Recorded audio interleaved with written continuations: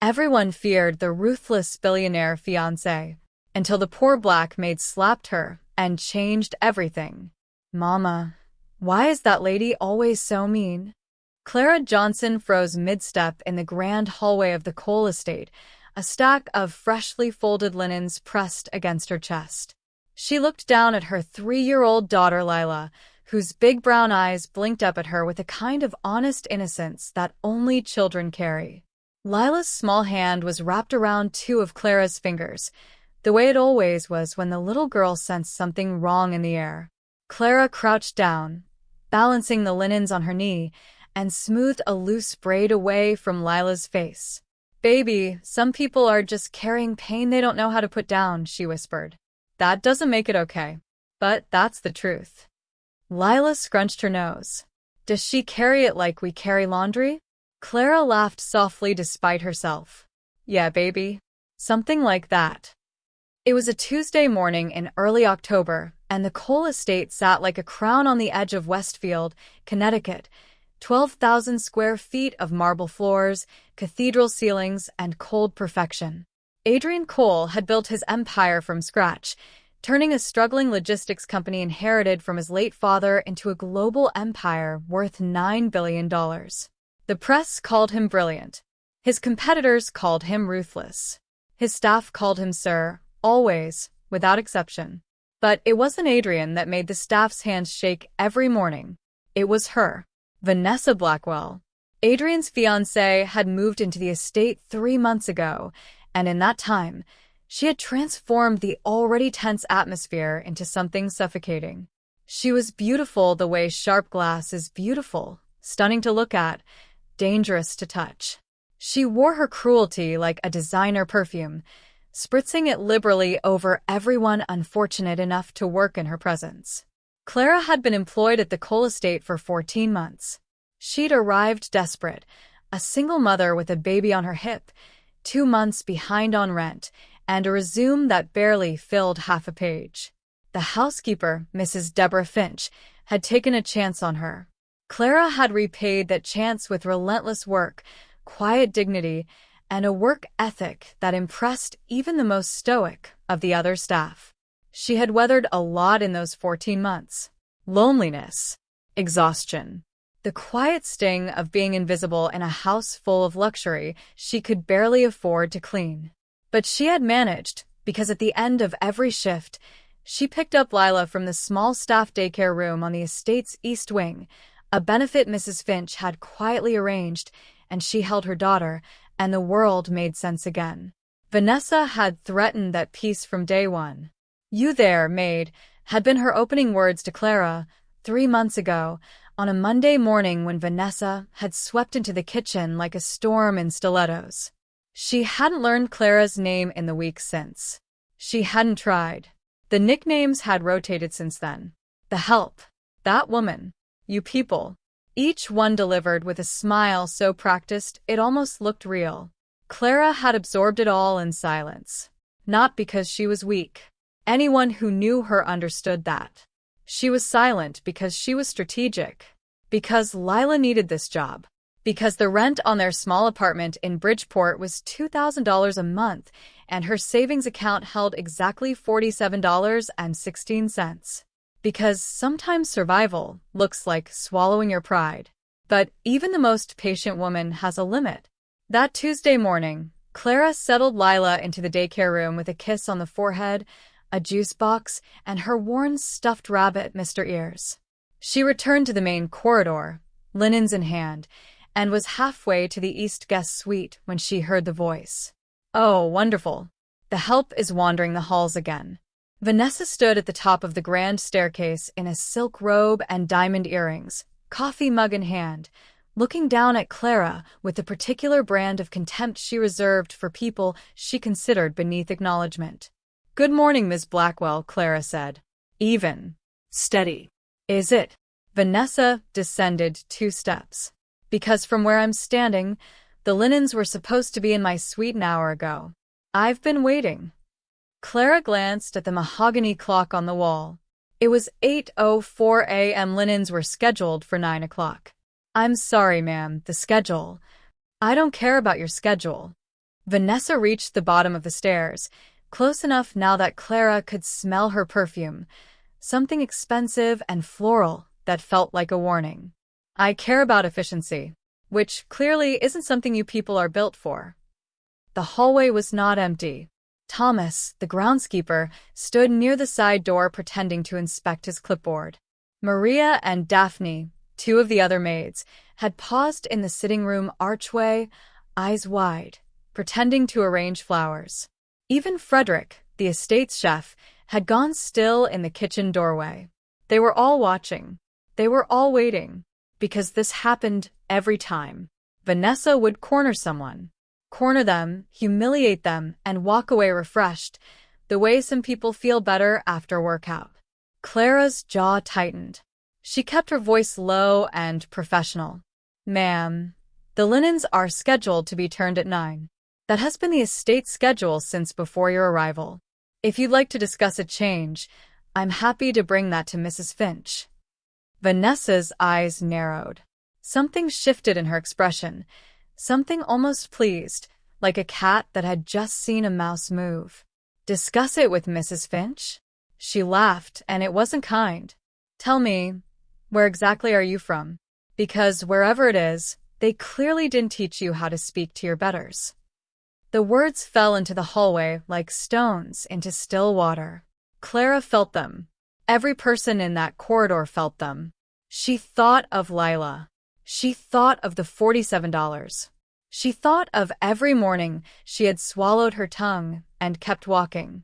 And then, without planning it, without deciding it, she thought of her mother, a woman who had worked 3 jobs her entire life and died never once having been told she was enough. She thought of the way Lila had looked up at her that morning and asked, "Why is that lady so mean?" And something in Clara Johnson, something quiet and long-held and terribly tired, simply stopped bending. She set the linens down on the hall table. Slowly, deliberately. "I was raised," Clara said, her voice clear as a bell in the silent corridor, by a woman who worked herself to the bone for people who never once saw her. I watched her smile through things that should have broken her. And I promised her, that I would never let anyone speak to me like I was less than human. Vanessa opened her mouth. "I'm not finished," Clara said. The 2 words hit like a closed door. The hallway went absolutely, completely still. The silence in that hallway had weight. It pressed against the walls, settled into the marble floors, curled around the ankles of every person standing frozen in that corridor. Thomas had stopped pretending to read his clipboard. Maria's hand was suspended mid-reach over a flower arrangement she'd stopped caring about. Frederick stood in the kitchen doorway like a statue someone had forgotten to animate. Vanessa Blackwell's lips parted, then closed. Then parted again. In all her 32 years, through boarding schools, charity galas, and a string of wealthy men who'd learned quickly that she did not tolerate anything less than complete deference, no one had ever said those words to her. "I'm not finished." As though she were the one who needed to wait. As though her presence in a room were not itself a conclusion. Her eyes went dark in a way that was more dangerous than anger. It was the look of someone recalibrating. "Excuse me?" Her voice dropped to something low and deliberate. She stepped closer to Clara, close enough that the move was unmistakable as an act of dominance. "Do you understand who I am? Do you understand what I could do to you with a single phone call? You'd be out of this house before that child of yours finishes her juice box." And there it was. Lila. The mention of her daughter, deployed like a weapon, casually, almost lazily, moved through Clara's chest like a current. She had handled the insults aimed at herself with discipline. She had learned, years ago, that you cannot control what other people say. You can only control whether you let it rewrite the truth of who you are. But Lila was 3 years old. Lila was a child who slept with a stuffed rabbit and called the moon her nightlight and still believed, with complete certainty, that her mama could fix anything.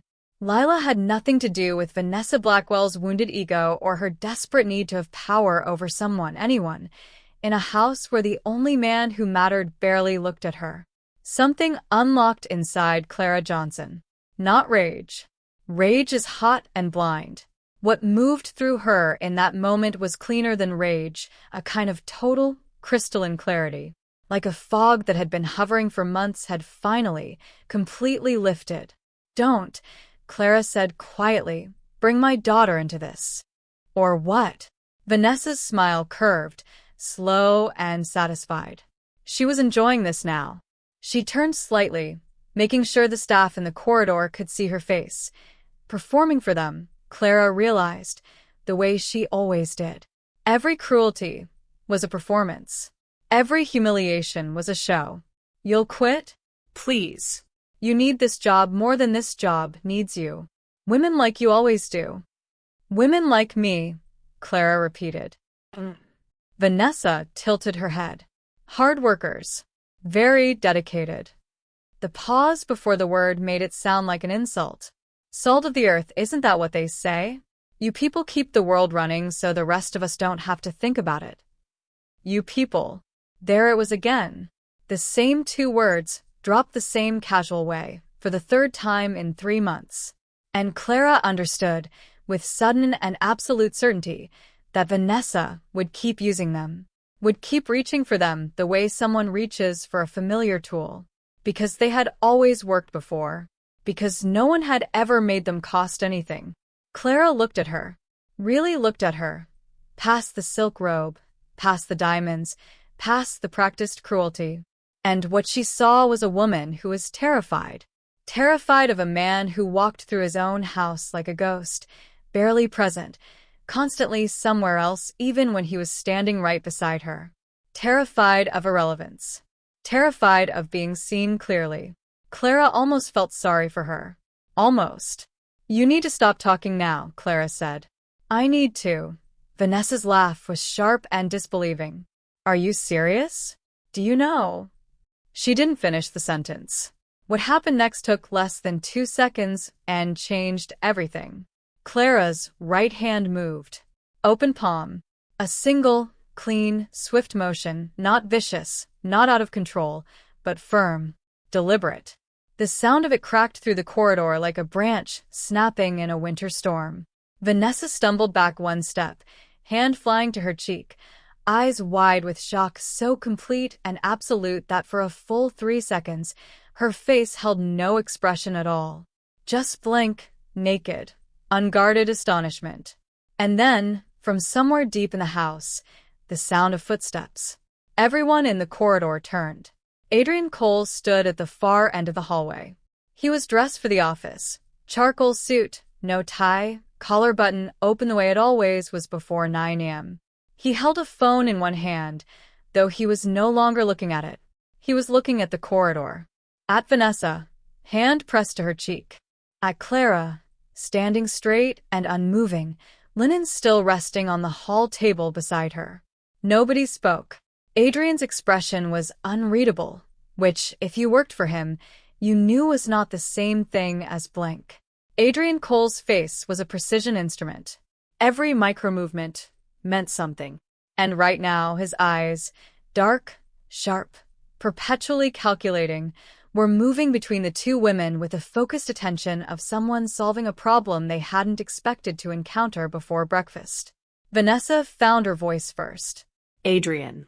She extended one arm toward him, the other still cradling her cheek. Her voice broke with practiced precision, the break of someone who knew how to deploy vulnerability. "Did you see what she did? She hit me.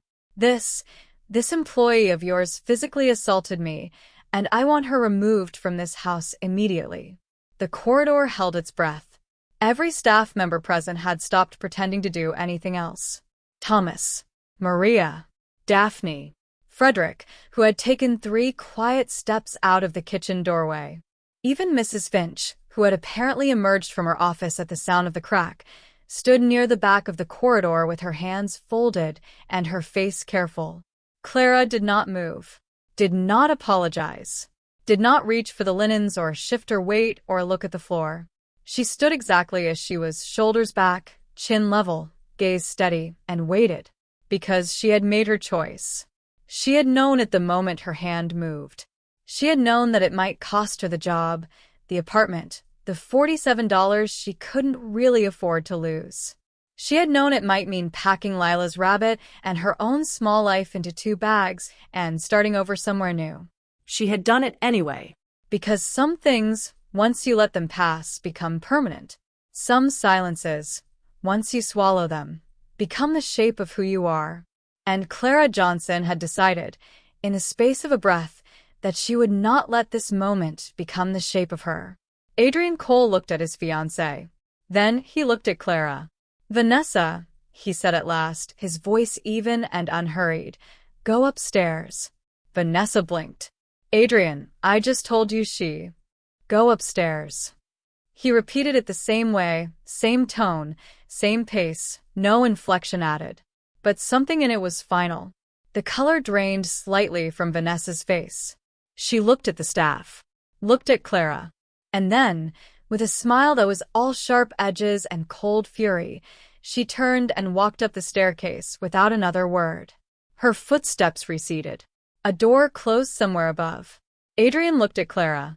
And for the first time in 14 months of working in his house, Clara Johnson felt the full weight of his attention land on her. Not through her, the way it usually did, but on her. Like she was actually there. Like she had always been there, and he had only just now looked up. "Your name," he said quietly, "is Clara." It wasn't a question. "Yes, sir," she said. He studied her for a long moment. "Come to my office." 10 minutes. He turned and walked away. The corridor exhaled. And then, quietly, carefully, as if she was afraid to break something fragile, Maria began to clap. The walk to Adrian Cole's office was the longest of Clara's life. She had been inside it exactly once before, her first week, when she'd accidentally delivered a package to the wrong room and Mrs. Finch had marched her in to apologize. The office was in the estate's north wing, behind a pair of dark wood doors that seemed designed to communicate, without words, that whatever happened on the other side of them was more serious than whatever you'd been dealing with before. She knocked twice. "Come in." The office was exactly as she remembered, floor-to-ceiling bookshelves, a desk the size of a small country, and windows that overlooked the formal garden in a way that somehow made the garden feel like it existed to impress the office, not the other way around. Adrian was already behind the desk, jacket removed now, sleeves rolled to the elbow. He was looking at something on his laptop, but closed it as she entered. He gestured to the chair across from him. Clara sat, back straight, hands in her lap. She had decided on the walk over that she would not perform remorse she didn't feel. She would be honest. She would be professional. And if that wasn't enough, she would shake his hand, collect Lila, and figure out what came next. "You've worked here 14 months, Adrian said. It wasn't a question, but it had the shape of one. "Yes, sir. Mrs. Finch speaks highly of you." He paused. "She's told me you're the most reliable person on staff, that you've never missed a shift, never had a complaint filed against you, and have a habit of doing jobs that aren't yours when you see they need doing." Clara said nothing. "I also know," he continued, leaning back slightly in his chair, "that Vanessa has not made your time here comfortable. Or anyone else's." His eyes were level, unsentimental. "I want to hear what happened this morning. From the beginning." So she told him. Clearly. Without embellishment, without tears, without apology. She told him about the scheduled linens, about the insults, about you people, about Lila being mentioned. She told it the way you tell something when you've made peace with the outcome.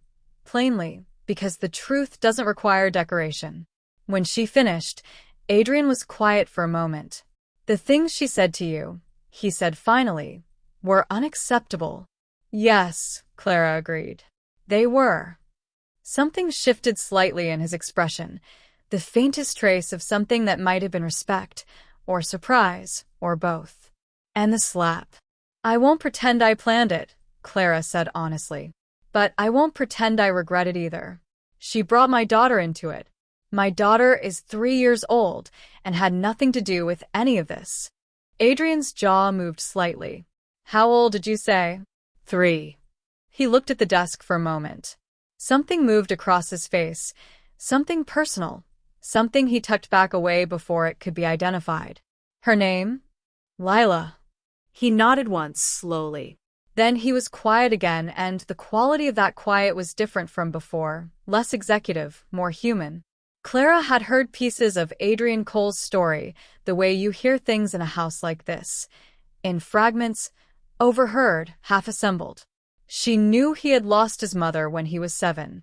She knew his father had been a cold and demanding man who'd weaponized love into currency. She knew Adrian had built his empire with the particular ferocity of someone trying to outrun something, and that whatever he was running from, he hadn't quite managed to leave it behind. She knew because she could see it in the way he moved through his own house, like a guest who had never been told he was allowed to stay. Miss Johnson, he said at last. Clara, she said, before she could stop herself. He looked up. I prefer Clara, she said. If that's all right.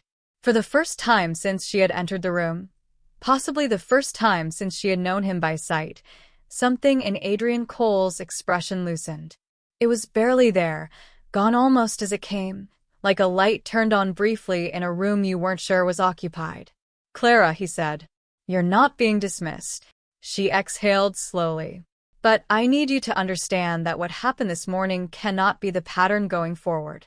He paused. I'm going to speak with Vanessa. I understand, Clara said.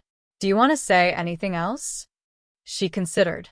Then, because she had already come this far, because her hand had already moved in a corridor full of witnesses, because there was very little left to lose, she said the thing she had been thinking since she walked in. With respect, sir, the way she treats the staff isn't new. It's been 3 months. And the other staff are good people who work hard and deserve to come to work without being afraid. She held his gaze steadily. Not just me. All of them. Adrian looked at her for a long, unreadable moment.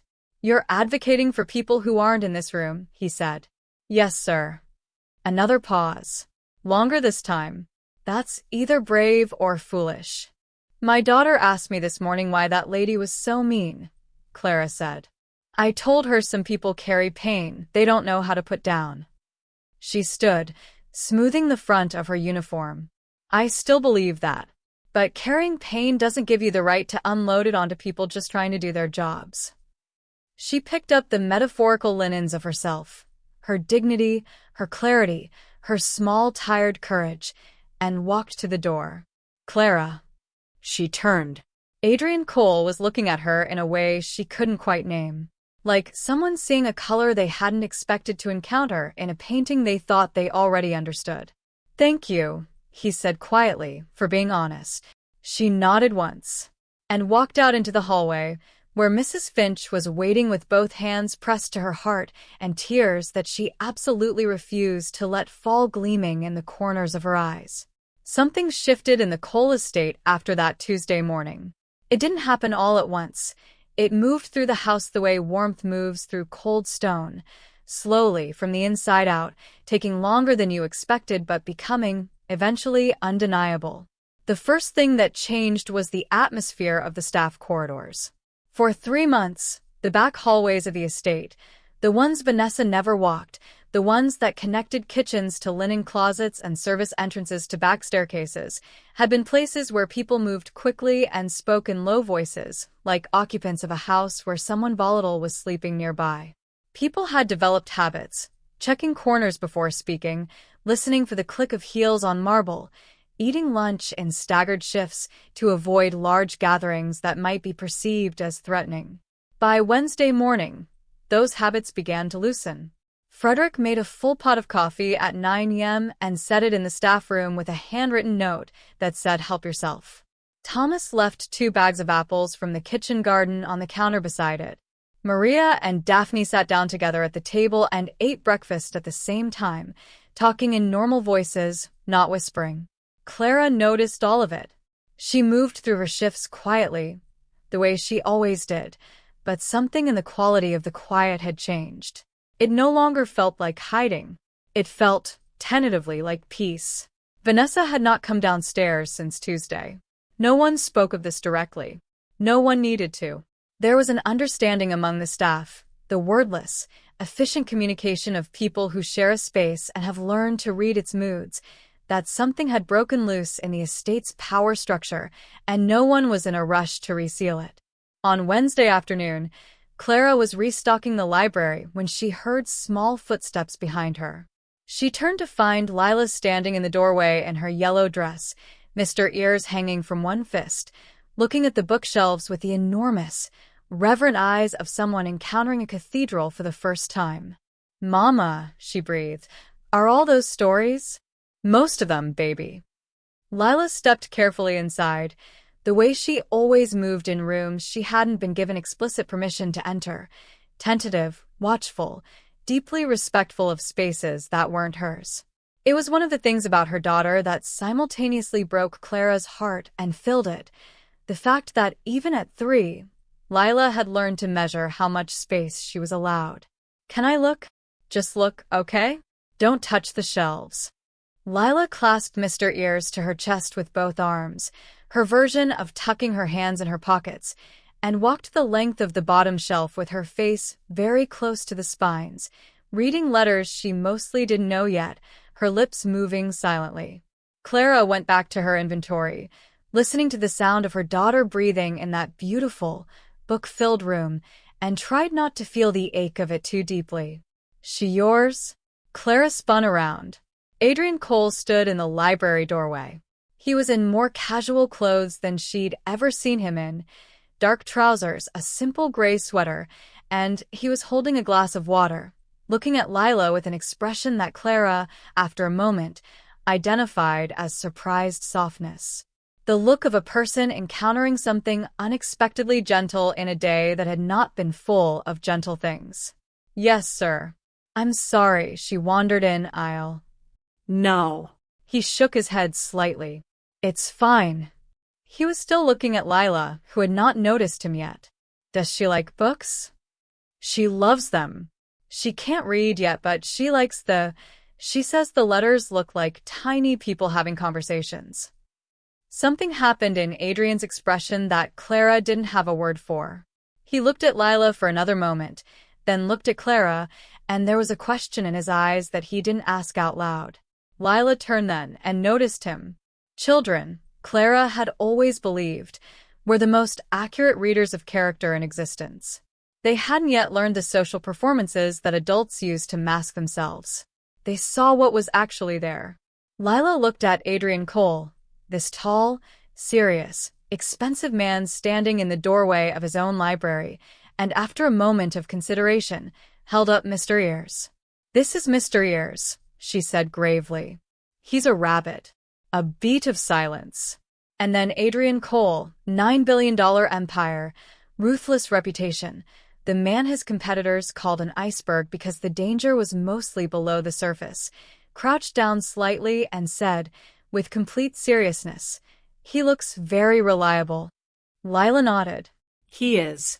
"He doesn't get scared of the dark." "That's a good quality." "Mama says brave doesn't mean not being scared. It means doing it anyway." Adrian looked up at Clara. She felt the look move through her like a warm current. "Your mama sounds smart," he said to Lila.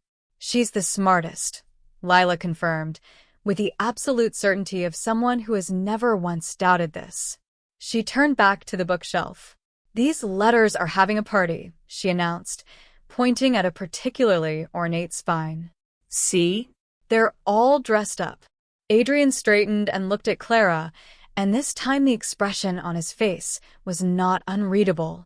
It was simply open. The way a face looks when the performance has briefly stopped and the actual person shows up in its place. "She can come in here whenever she likes," he said quietly. Thank you, sir." "She doesn't need." "I know she doesn't need my permission," he said. "I'm offering it anyway." He nodded once and left the doorway. Clara stood in the library with her inventory clipboard and her daughter, who was greeting letters like old friends, and breathed.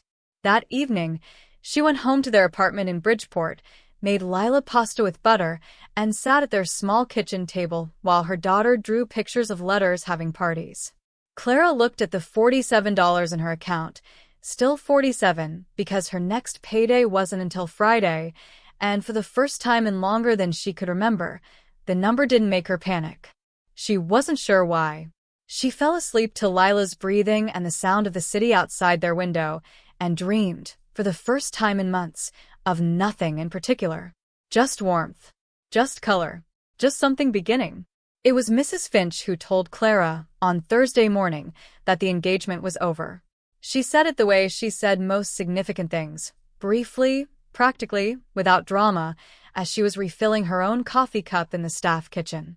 Mr. Cole had a conversation with Ms. Blackwell last night.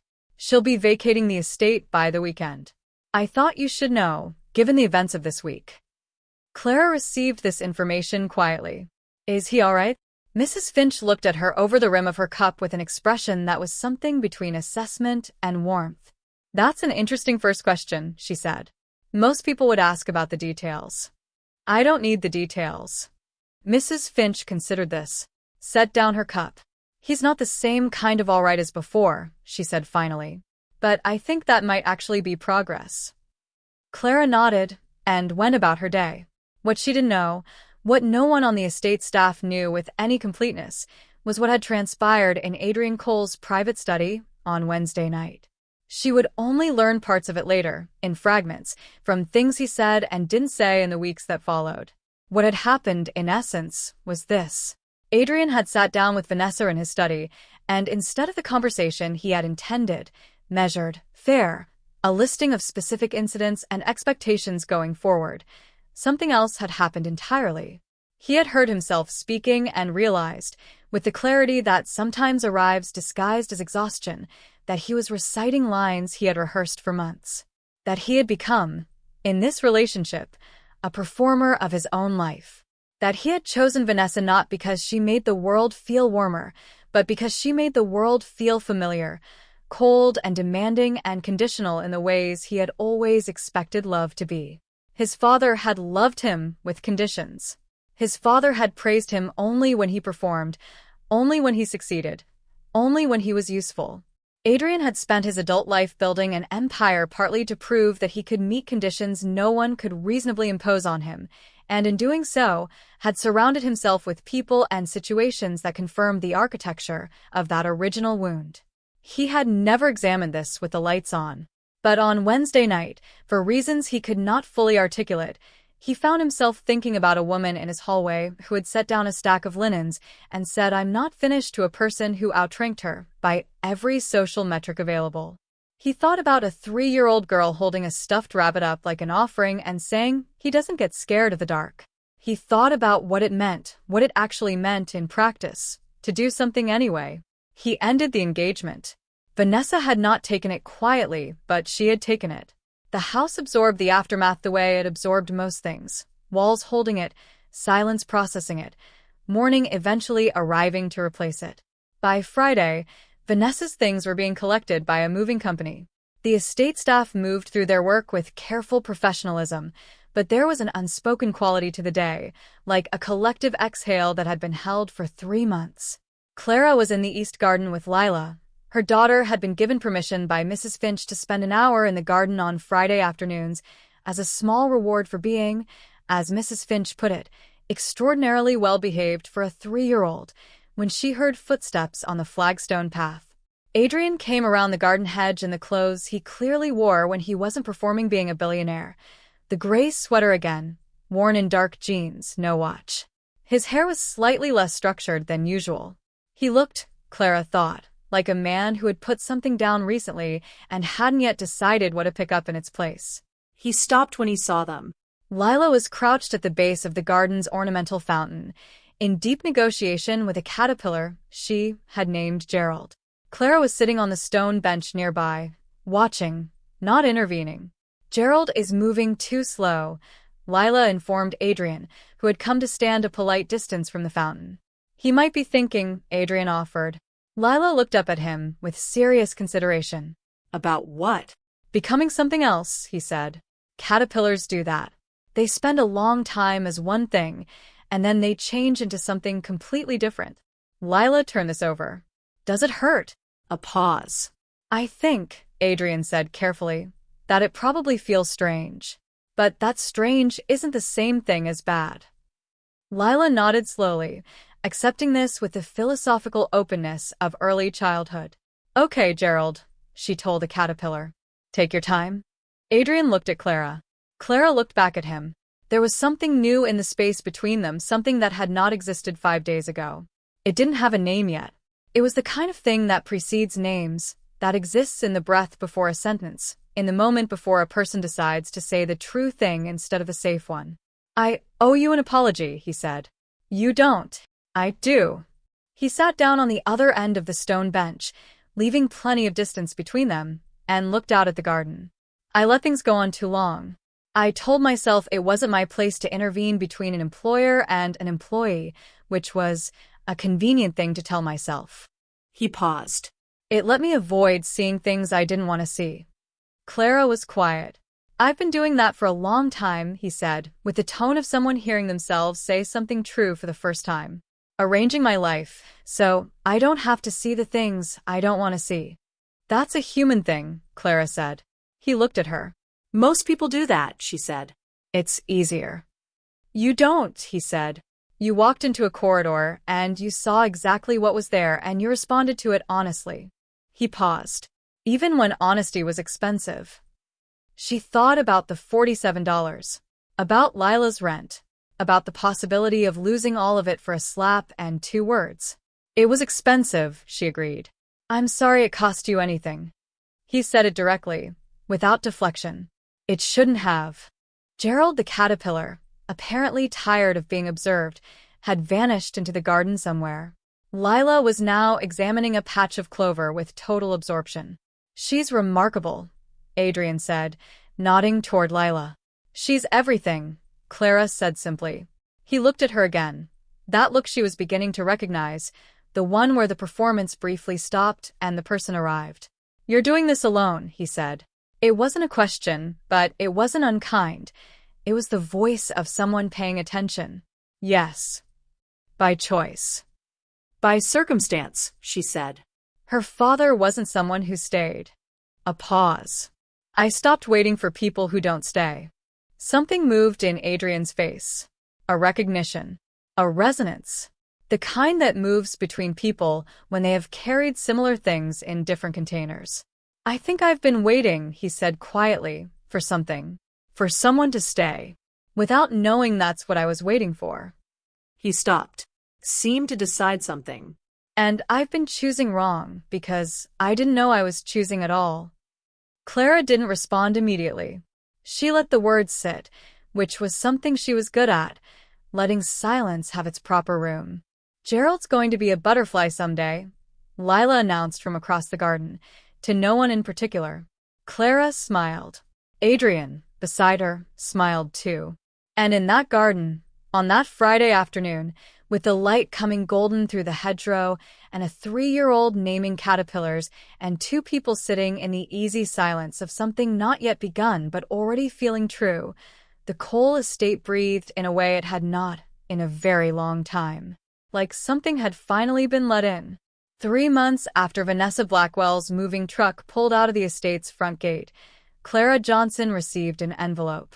She found it in the staff room, placed on the table beside the coffee pot with her name written on the outside in handwriting she didn't immediately recognize. Precise, slightly angular. The handwriting of someone who had been taught penmanship by a demanding teacher and had maintained it ever since. Inside was a short note. Clara, Mrs. Finch has informed me that your lease in Bridgeport is up for renewal next month and that you've been looking for something closer to Westfield. There is a cottage on the estate grounds, east of the garden, that has been empty for 2 years. It has 2 bedrooms, a small kitchen, and a yard. It was built for live-in staff and has not been used as such in some time. If you'd like to see it, let Mrs. Finch know. No obligation either way. AC. She read it 3 times. Then she walked to Mrs. Finch's office, knocked on the doorframe, and said, I'd like to see the cottage. It was small, genuinely small, the kind of small that would feel overcrowded to anyone accustomed to the main house's scale. But to Clara, who had been making a two-bedroom apartment in Bridgeport work with strategic furniture arrangement and creative storage, it felt like space that had been waiting for something. The kitchen had an actual window over the sink, which Clara had always considered a modest luxury she might get to have someday. The second bedroom, just large enough for a twin bed and a bookshelf, had yellow walls. Lila, upon seeing the yellow walls, announced that the room had already been painted for her. "How did you know?" she asked the room seriously. Clara pressed her fingers to her mouth and tried not to cry in front of a 3-year-old. They moved in on a Saturday in January, with help from Thomas and Frederick, who arrived with a borrowed truck and an ease of camaraderie that no longer surprised Clara. The staff of the coal estate had become, in the months since October, something she could only describe as a found family. Maria brought a plant. Daphne brought curtains she'd sewn herself from fabric she'd found in the estate's storage. Mrs. Finch arrived at noon with a casserole and left within 10 minutes because she was not, she said firmly, a person who made occasions out of things. By evening, the cottage was theirs. Lila fell asleep early, Mr. Ears tucked under her chin, in the yellow room that had been waiting for her.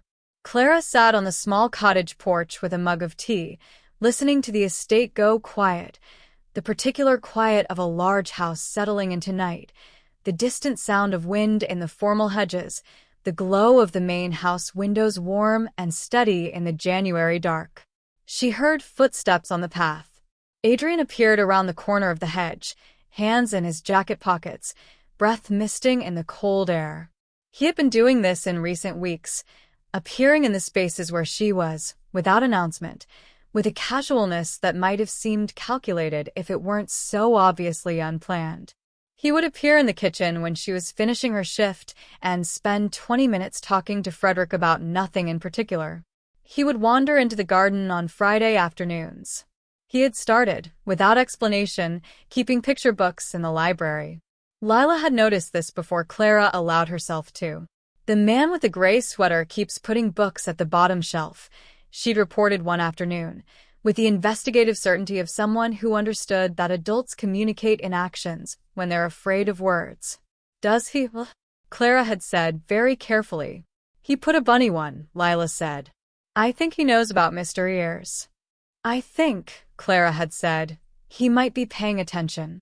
Now Adrian stood at the edge of the porch path, looking up at the cottage lights, warm and yellow and domestic in a way that the main house, for all its grandeur, never quite managed. "How does it feel?" he asked. "Like somewhere I'm allowed to be," Clara said. He came to stand at the foot of the porch steps, and the distance between them, 2 steps, a foot of cold January air, had the quality of a threshold. Something that would mean something, once crossed. "I've been thinking," he said, about what it means to choose something that isn't what you're used to." He was looking at her steadily, the way he'd learned to, without the careful management he used with everyone else. "About what it means to stop arranging things so you don't have to feel them." Clara set down her tea. "And what have you decided?" "That it's worth it," he said. "The strangeness of it. The part where it feels like something you don't have a map for." He paused. "I've been spending a lot of time in the library lately." "I've heard," she said, and the smile she was holding arrived before she could negotiate with it. He climbed the 2 porch steps. Now they were standing on the same level, in the small warm glow of the cottage porch light, close enough that the conversation had become something quieter and more careful, the way conversations do when what's being said is larger than the words available for it. "I don't want to make this complicated for you," he said. "Your job, your position here, none of that is connected to any of this. I need you to know that." "I know that," she said. "And I know you're not. I know this isn't." He stopped. Something rare happened. Adrian Cole lost a sentence. "I'm not looking for someone to take care of me," Clara said quietly, finishing what he couldn't. "Or to solve anything. I've been taking care of myself and my daughter for long enough that I don't need rescuing." She looked at him evenly. "But I've also been alone long enough to know the difference between a person who sees you and a person who's just looking in your direction." He held her gaze. And which do you think I am? She considered the question, really considered it, the way she considered everything. The way she'd watched him crouch down for Lila in the library. The way he'd apologized in the garden without deflection. The way he'd put picture books on the bottom shelf without saying why. The way he'd looked at her, from the beginning, like a man slowly learning to read a language that made all the previous ones feel incomplete. I think, she said, that you're someone who's been looking in the wrong direction for a long time. And I think you're starting to turn around. He reached out and touched her hand, not dramatically, not with the gravity of a movie moment, but with the simple, careful gesture of someone asking a question without certainty of the answer. Just his hand over hers. Just warmth. Just the small, enormous fact of it. Inside the yellow room, Lila slept with her rabbit and her certainty that the world contained more gentleness than she'd yet encountered. Outside, in the January cold, in the glow of a porch light over a small cottage on the grounds of a very large estate, a billionaire and a maid stood on the same step and breathed the same cold air, and something between them that had been building since October became, simply and quietly, real. "I'm not sure I know how to do this," Adrian said. "Neither do I," Clara said. "That's terrifying." "Yes," she agreed. "And also brave," he finished. She looked up at him. "You're learning." And for the first time in a long time, for the first time perhaps since he was young enough to believe that good things arrived without conditions, Adrian Cole smiled. Not the practice smile. Not the press conference smile. Not the one he wore to board meetings and charity galas like a well-fitted mask. This one was unplanned. A little uncertain. Completely his. And in the yellow-walled cottage behind them, Lila dreamed of caterpillars becoming something extraordinary. And Gerald, somewhere in the estate garden, was already well on his way. The end. A story about courage, dignity, and the unexpected places where love takes root, when one woman's brave moment cracked open a mansion full of fear and let something real come flooding in.